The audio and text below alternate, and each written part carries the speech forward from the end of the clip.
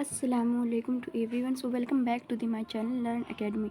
आज इकोनॉमिक्स के first chapter का सेकंड लेक्चर है, जिसमें हम बहुत सारे टॉपिक्स को कवर करने वाले हैं। जैसे डिफरेंट टाइप्स ऑफ इकोनॉमी जो है उसके में डिफरेंस देखने वाले हैं। फिर दो टाइप का जो इकोनॉमी है main, socialist economy and capitalist economy, इन दोनों में इंडिविजुअली डिफरेंस देखने वाले हैं। उसके बाद इकोनॉमिक्स को समझेंगे कि आखिर ये पॉजिटिव साइंस कैसे है और ये नॉर्मेटिव साइंस कैसे है। फिर positive economics and normative economics के बीच डिफरेंस को स्टडी करेंगे। तो चलिए करते हैं आज के लेक्चर की शुरुआत। तो हमारा आज का जो टॉपिक है वो, अगर हम इंडिविजुअल बात करें तो difference between all types of economy, सारे टाइप ऑफ इकोनॉमी में डिफरेंस करेंगे। फिर capitalist economy and socialist economy में डिफरेंस करेंगे। कैपिटलिस्ट इकोनॉमी जिसको मार्केट इकोनॉमी के नाम से भी जाना जाता है, और सोशलिस्ट इकोनॉमी जिसको सेंट्रली प्लान्ड इकोनॉमी के नाम से भी जाना जाता है। फिर इकोनॉमिक्स को स्टडी करेंगे कि इकोनॉमिक्स कैसे पॉजिटिव साइंस है और कैसे नॉर्मेटिव साइंस है। और फिर positive economics and normative economics के बीच डिफरेंस करेंगे। आने वाले दो से तीन लेक्चर में हम ये चैप्टर को कंप्लीट कर देने वाले हैं।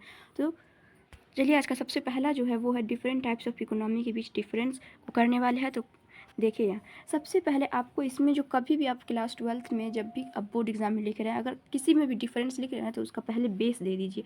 बेस देने से क्या होता है, टीचर को अच्छे से समझ में आता है कि आप किस बेस पर डिफरेंस दे रहे हैं, तो वो आपको अच्छे से मार्क देता है।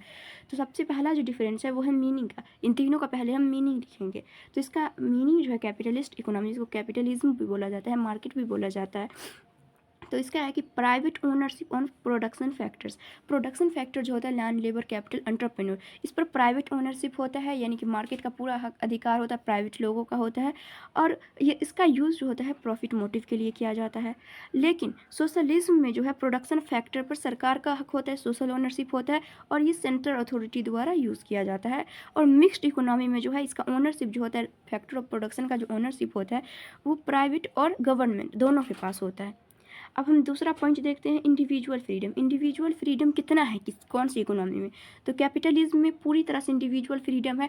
इंडिविजुअल फ्रीडम का क्या मतलब है, यानी कि इसमें जैसे कि कोई भी इकोनॉमिक एक्टिविटी करना है, कंजम्पशन करना, प्रोडक्शन करना, इन्वेस्टमेंट करना, एक्सचेंज करना, पब्लिक फाइनेंस करना, सब में क्या होता है कि आपको फ्रीडम है, आप अपने मन से जो चाहे कर सकते हैं। लेकिन सोशलिज्म में बिल्कुल भी फ्रीडम नहीं है। और मिक्स्ड इकोनॉमी में दोनों का मिक्सचर है, यानी कि थोड़ा सा फ्रीडम है। अब तीसरा पॉइंट है सेंट्रल प्लानिंग। सेंट्रल प्लानिंग किस में होती है, तो सेंट्रल प्लानिंग कौन करेगा, सरकार करेगा। तो जिसमें सरकार का रोल होगा वही पहले प्लानिंग होगी। तो कैपिटलिस्ट इकोनॉमी में तो सरकार का रोल होता नहीं है, तो इसमें कोई भी सेंट्रल प्लानिंग नहीं होगी। और सोशलिज्म इकोनॉमी में पूरा तरह से सरकार अपना रोल निभाती है, तो इसमें पूरी तरह से सेंट्रल प्लानिंग होगी। और मिक्स्ड में थोड़ा सा सेंट्रल प्लानिंग होगा, बाकी प्राइवेट लोगों के हाथ में होगा।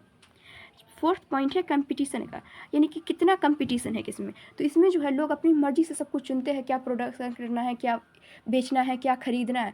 इसमें क्या होता है, कंपटीशन बहुत ज़्यादा हो जाता है कैपिटलिस्ट में। लेकिन सोशल में सारी पॉलिसी सरकार बनाती है, सारी इकोनॉमिक एक्टिविटी कैसे करना है, कब करना है, कहाँ करना है, सरकार डिसाइड करती है, तो इसमें कंपटीशन कम होता है।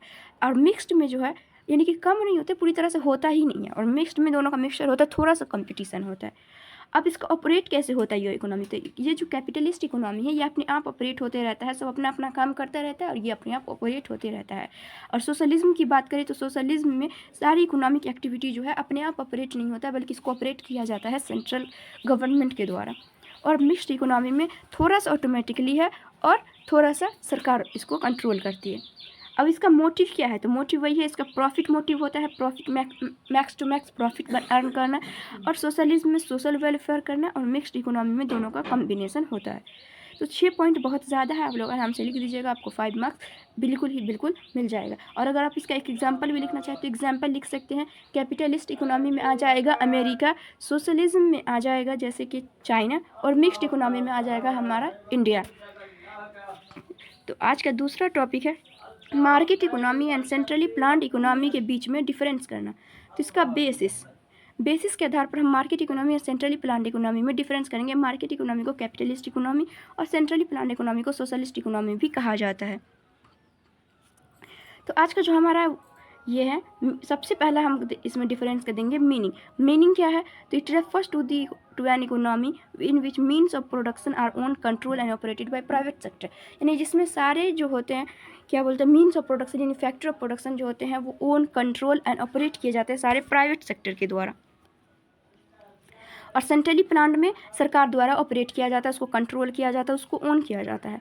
ओनरशिप किसका होता है, तो सारे फैक्टर ऑफ प्रोडक्शन पर प्राइवेट प्रॉपर्टी होती है, और इसमें सारा फैक्टर ऑफ प्रोडक्शन पर गवर्नमेंट का अधिकार होता है। डिसीजन मेकिंग सारे कौन करता है, जितने भी इकोनॉमिक एक्टिविटी से रिलेटेड डिसीजन है, कंजम्पशन, प्रोडक्शन, इन्वेस्टमेंट, एक्सचेंज, ये सारे इंडिपेंडेंटली मार्केट इकोनॉमी में किया जाता है, और इसमें सारा डिसीजन जो होता है सेंट्रली प्लान्ड इकोनॉमी में उसमें गवर्नमेंट के द्वारा किया जाता है। कंपटीशन कितना होता है, तो मार्केट इकोनॉमी में बहुत ज़्यादा कंपटीशन होता है, एक स्टिफ कंपटीशन बोला जाता है, यानी बहुत कट-थ्रोट कंपटीशन होता है इसमें, और सेंट्रली प्लान्ड में कंपटीशन नाम का कोई चीज़ एग्जिस्ट ही नहीं करता है। गवर्नमेंट का कितना रोल होता है, तो मार्केट में गवर्नमेंट का 0 रोल होता है, कोई रोल प्ले नहीं करता है, और सेंट्रली प्लान में पूरा का पूरा रोल गवर्नमेंट का होता है।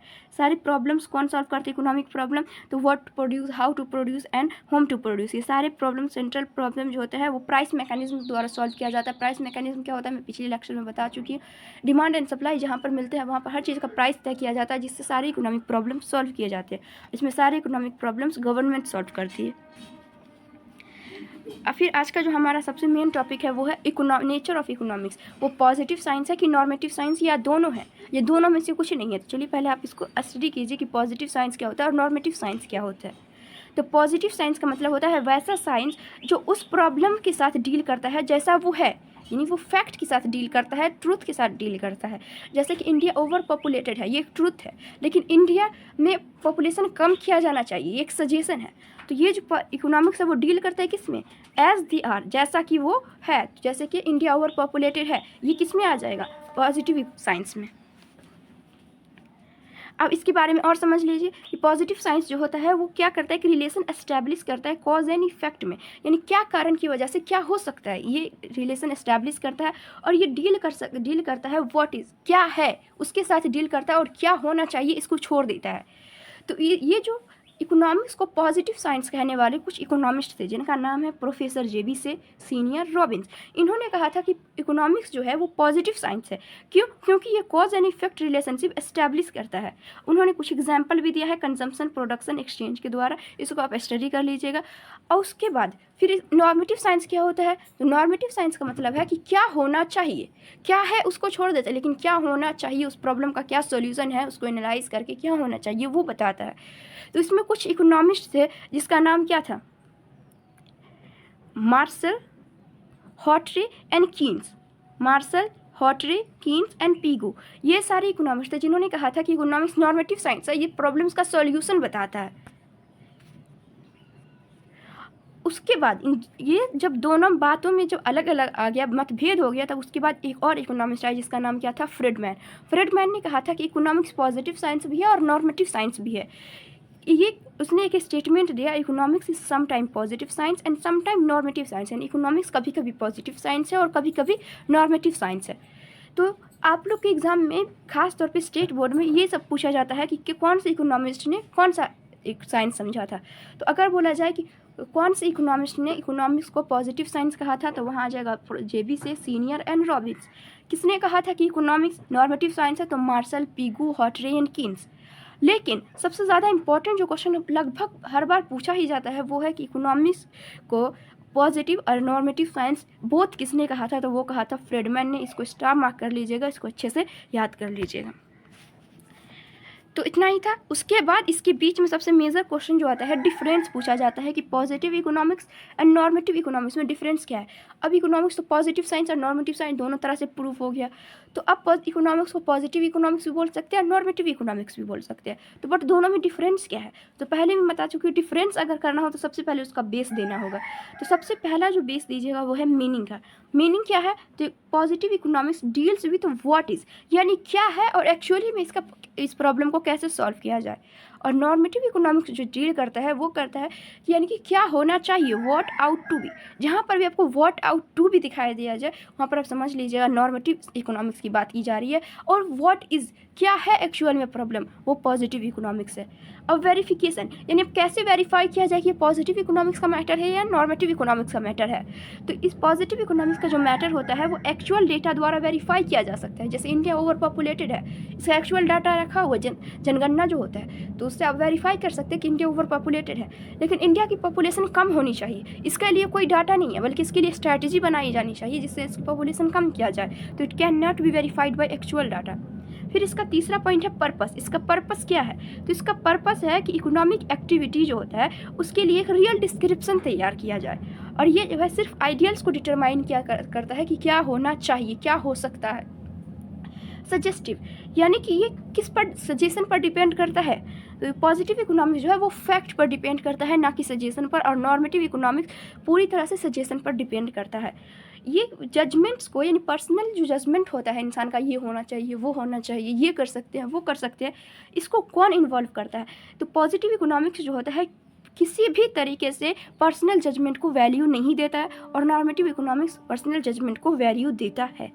अब इसका एग्जाम्पल लिख दीजिएगा लास्ट में कि इंडियन इकोनॉमी जो है उसमें प्राइसेस जो है वो कॉन्स्टेंटली राइज कर रही है, यानी महंगाई बढ़ती जा रही है, इन्फ्लेशन होता जा रहा है। इसी का नॉर्मेटिव इकोनॉमिक्स क्या हो सकता है कि इसका प्राइस को जो है कम करने के लिए कुछ स्टेप्स लिए जाने चाहिए।